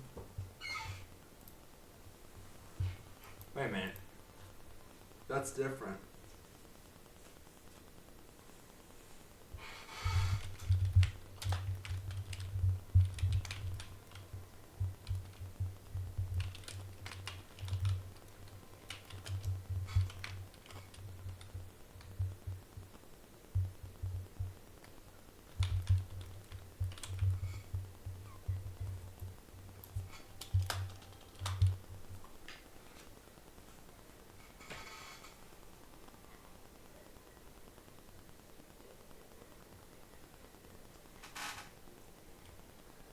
Nothing's coming up for that. A court full of blossoms. That nothing's coming up when I search that. Sadly.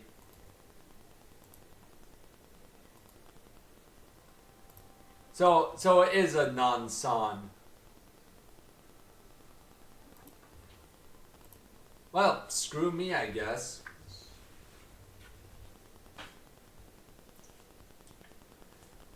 And it was not.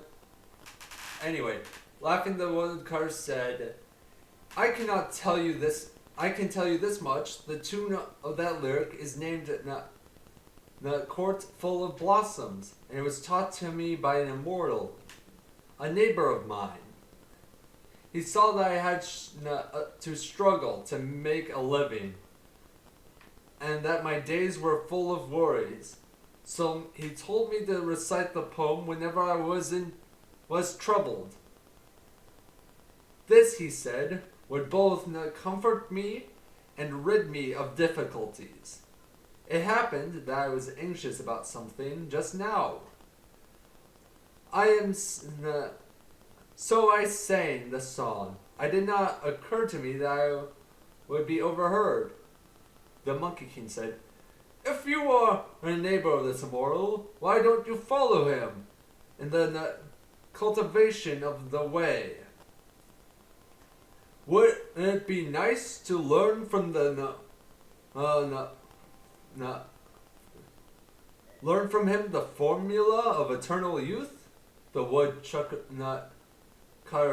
replied, My lot has been hard all my life. When I was young, I was indebted to my parents. Nurture until I was 8 or 9. As soon as I began to have some understanding of human affairs, my father unfortunately died. And my mother remained a widow, so I have no brothers or sisters.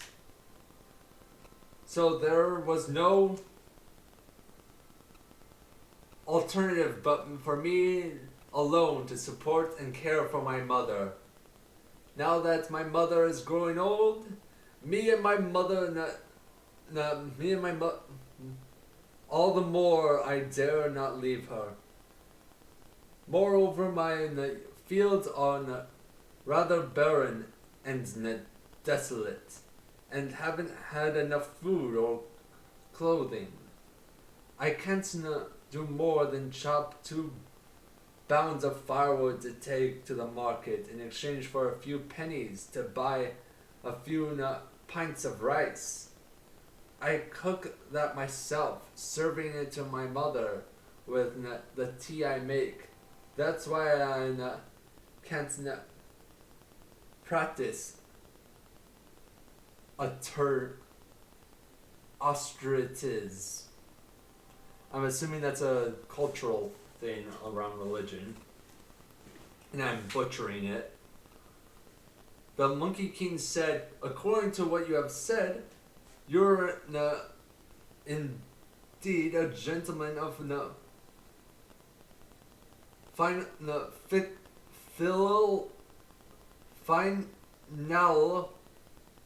finally piety, and you will certainly be rewarded in the future. However, that you will show me the way to the immortals' abode, so I may revelity upon him. It is not fair, though the woodcutter said. This mountain is called the mountain of mind and heart. In this the cave of slain and moon and 3 stars inside the cave. It is immortal by name and of the Prasi Shabana Shinobi, who already sent out innumerable disciples. Even now, there are 30 or 40 persons who are practicing authorities with him. Follow this narrow path to the travel south, about 7 or 8 miles, and you will come to his home. Grabbing the woodcutter, the Monkey King said, "Honored brother, go with me. If I receive any benefit, I will not forget the favor of your guidance." "What a bonehead fellow you are," the woodcutter said. "I have finished telling him these things, and you still don't understand. If I go with you, won't I be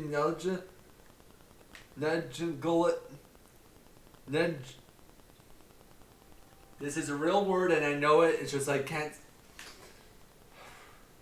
Negulent.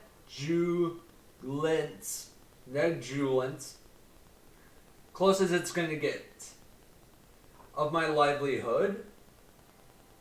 And who takes care of my mother? I must not chop my firewood. Go by yourself." The Monkey King heard this. Had to take his leave. He had to take his leave.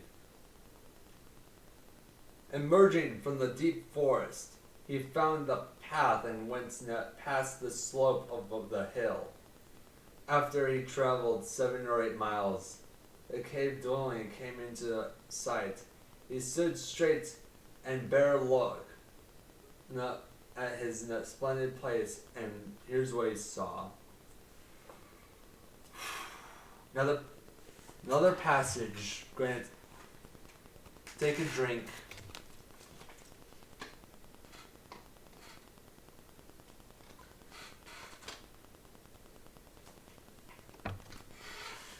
Cyber yourself! I hate you! No! Why did you do this to me? Cyber Elf just said, you are now imagining the Monkey King as Donkey Kong. Shut up! Donkey Kong is not. Yes, he's big, not big and strong and stuff, but it's not. Monkey King is handsome, and is handsome. Donkey Kong is a brute. He wouldn't understand the finer things of life.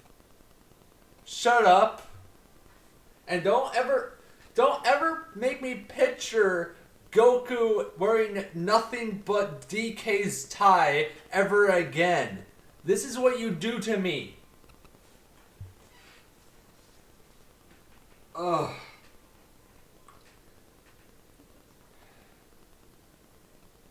He stood up straight to take a better look at this splendid place, and here's what he saw. Mist and smoke, in different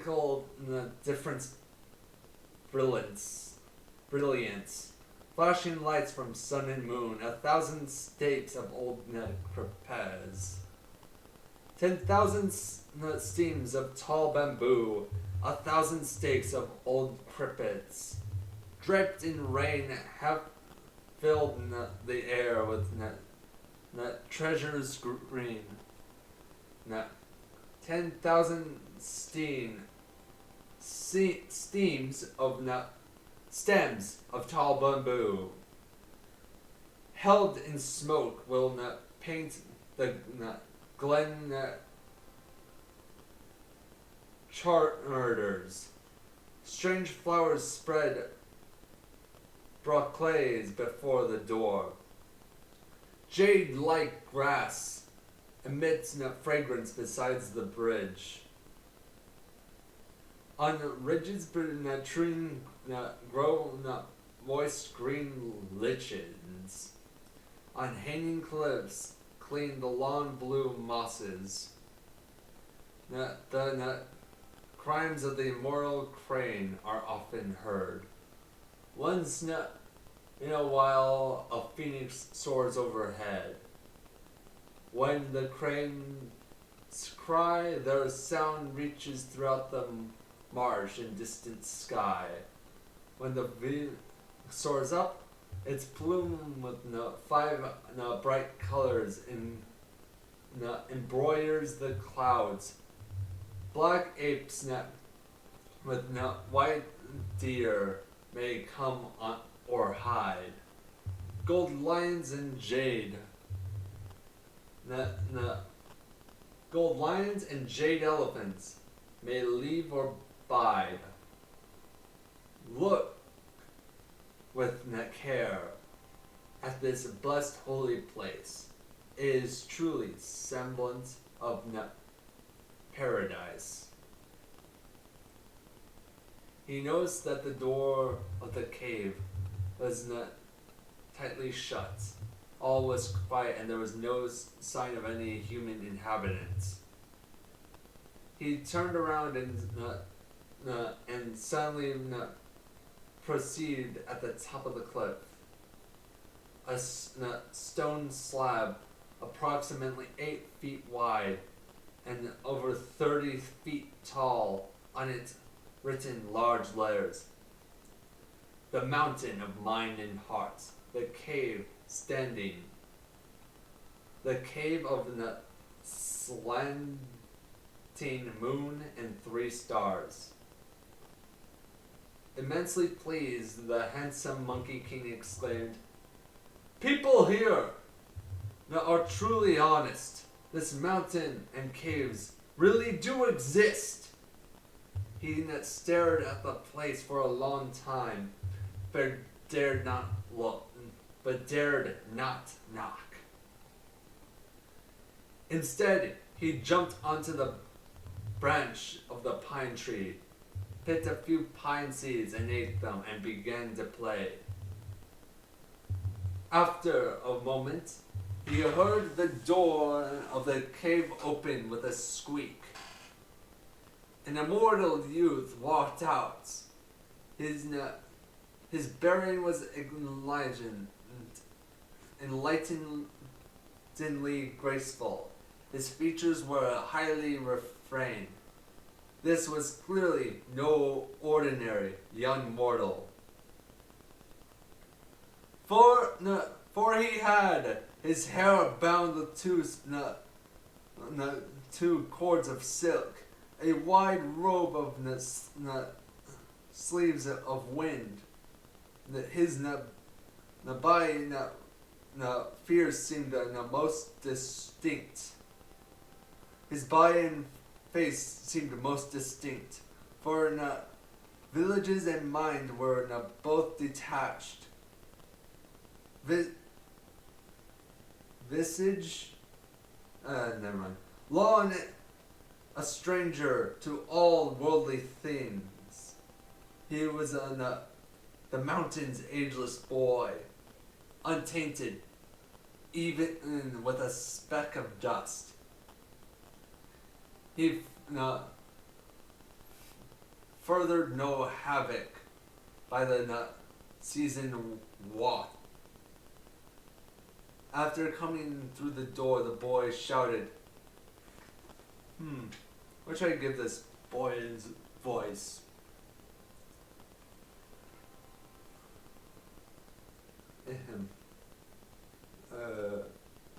Who is who is causing disturbance here? With a bound, the Monkey King leaped down from the tree and went up to him, bowing. "Immortal boy," he said, "I am seeking the way of immortality. I would never dare cause any disturbance." With a chuckle, the immortal youth asked, Are you a seeker of the way?" I am indeed, answered the Monkey King. My master at the house," the boy said, "has just left his couch to give a lecture on the platform. Before even announcing his theme, however, he told me to go out and open the door, saying, there is not someone outside the door who wants that practice alternatives. You may go and retrieve him." "It must be you, I suppose," the Monkey King answered, smiling. "It was I, most assuredly." "Follow me in, then," said the boy,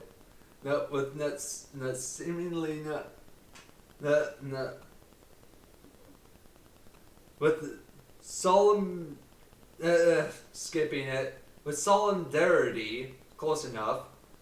The handsome Monkey King, don't you dare not include handsome. That's mandatory. Alright? The handsome Monkey King set his clothes in order and followed the boy into the depths of the cave. They passed rows and rows of lofty towers, huge enclosed, pearly chambers, and carved arches.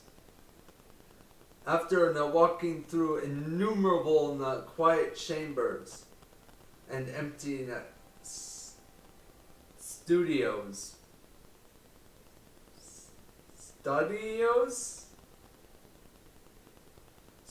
I guess. They had studios back then, apparently. Who knew? They finally reached the base of the green jade platform.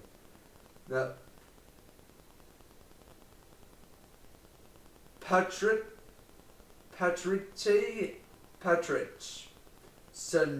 Sabochi was seen seated solemnly on the platform,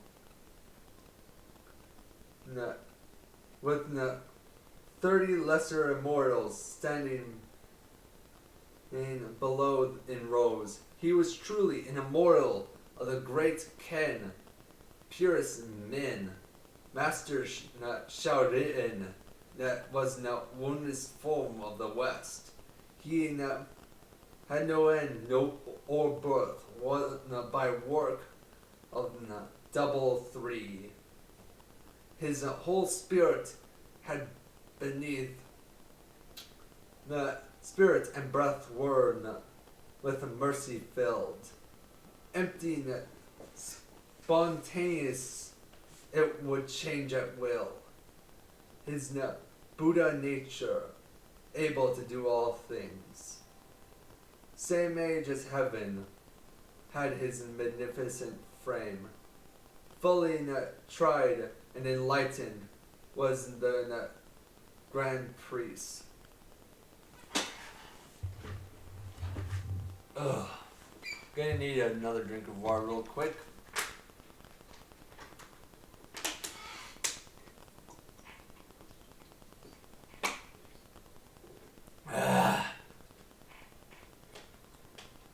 This is destroying my throat.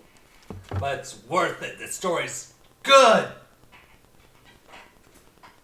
I love it. As soon as the handsome Monkey King saw him, he prostrated himself and knowed to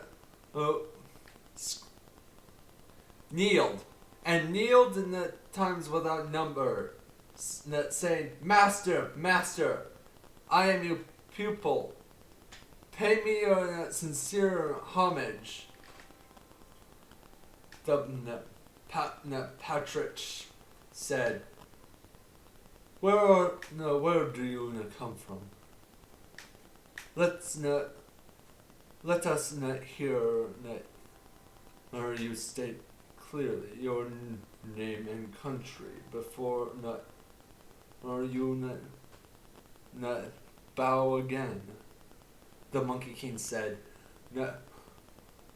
"Your pupil came from the water, the watery curtain cave of the flower fruit mountain in the Alunea country of the East Paruvia continent. Chase him out of here!" the Patrick shouted. "He is nothing but a liar and a fabricator of falsehood. How can he possibly be interested in an training enlightenment?" The Monkey King hesitated to bow uneasily and said, "Your pupil's word is an honest one, without any deceit." The Paladin said, "If you are telling me the truth, then how is it that you are mention the East Peruvian continent? Separating that place and mine are two great oceans, and an entire region of the South Jehovaban County in it. Now, how could you possibly get here?" Again, bowing, the Monkey King said, Your pupil across the oceans trudged through many regions for more than 10 years before finding this place." The patriarch. I was blanking on that word forever. It's patriarch. The patriarch said, "If you have come on a long journey in the many stages, I'll let that pass. But what is your surname?" The Monkey King again replied, I have no temper. If a man rebukes me, I am not offended. If he hits me, I am not angered. In fact, I simply reply to him with terminal great greeting, and that is all. My whole life is without ill temper.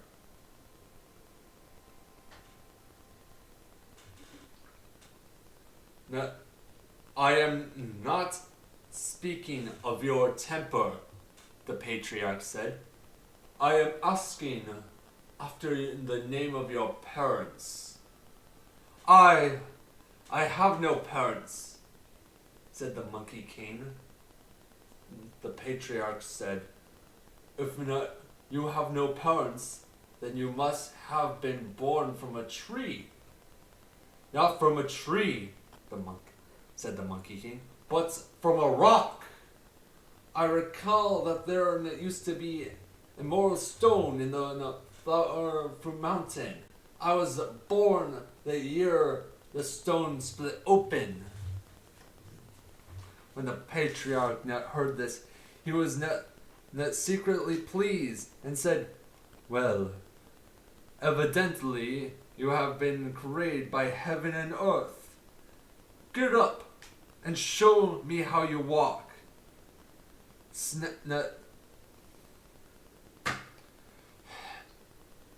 I have to say it. This is how it's spelled, okay? It's just how it reads.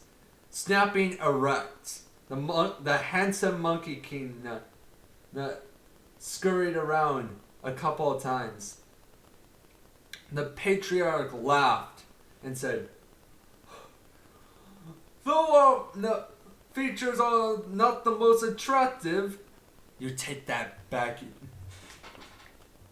This patriarch needs to die. He needs to die. Okay? He is the handsome Monkey King. You do not dare call him unattractive. Although your features are not the most attractive, you do resemble a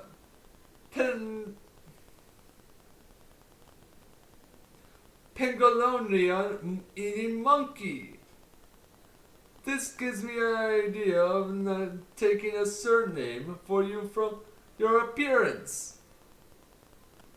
I intend to call you by the name of Who, H-U. If I drop the animal radical from this word, what's left is a compound made of the two characters, G-U, you, goo. Goo means aged, and you means female. But an aged female cannot reproduce. Therefore, it's better to give you the surname of son. If I drop the animal radical from this word, then I have left is the compound of zin and z. Z meaning boy and zin meaning the baby. And that name exactly accords with the formally dichotomy of the baby boy. So your name will be son.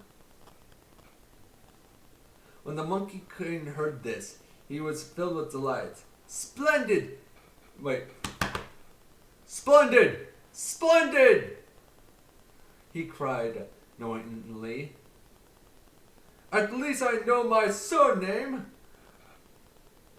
May the master be even more gracious. Since I have achieved the surname, let me also be giving a personal name, so that I may facilitate your calling and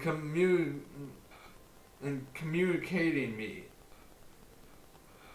The patriarch said, within my tradition, we are the 12 characters that have been used to name the pupils according to their devotion. Are you one that belongs to the 10th in the generation? Uh-huh. Which 12 characters are they? Asked Monkey King. The patriarch replied, they are wide gain, wide, great, wise, the wise Gangan, great wise Zay, the intelligent Hui, the true Zen, comforting Ru, the nurturing Zing, see high, sharp Yin, Wo tu Wanu, the complete Yang, and awakening Zin. Your wake falls specifically in the word wake to Wu. So you hence be given the religious name Wake to the Void or Wu Kong. Alright? Splendid! Splendid! Splendid! The Monkey King said the Monkey King. Wait, hold on. Splendid! Splendid! The Monkey said the Monkey King laughing. Henceforth I shall be called Son Wu Kong! So, no, it was that.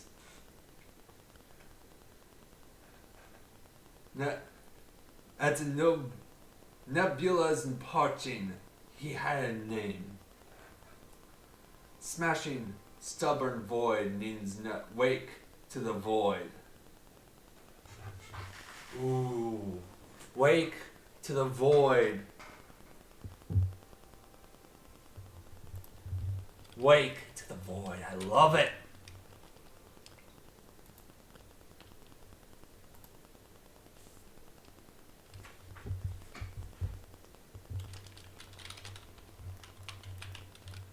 Then name.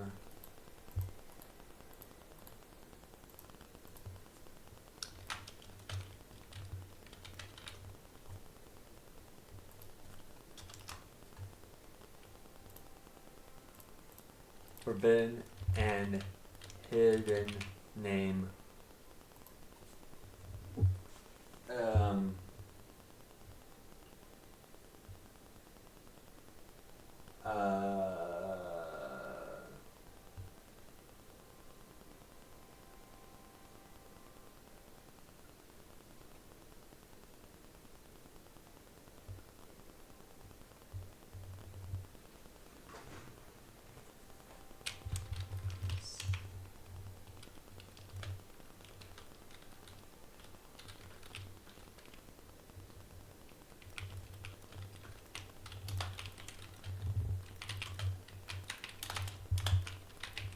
Just wanted to make a quick note of that because I love it.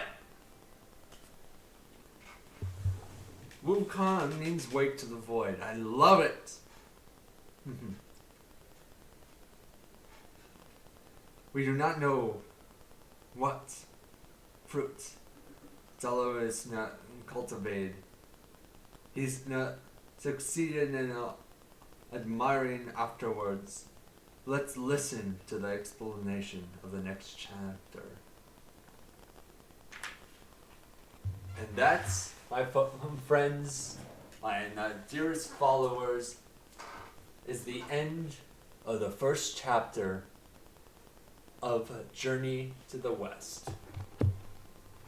The handsome Monkey King has gone his name, he's gone his title, and he has been, and the scene has been set. Where his grandeur lays upon him like none other, and I cannot wait to follow the rest of the story with you.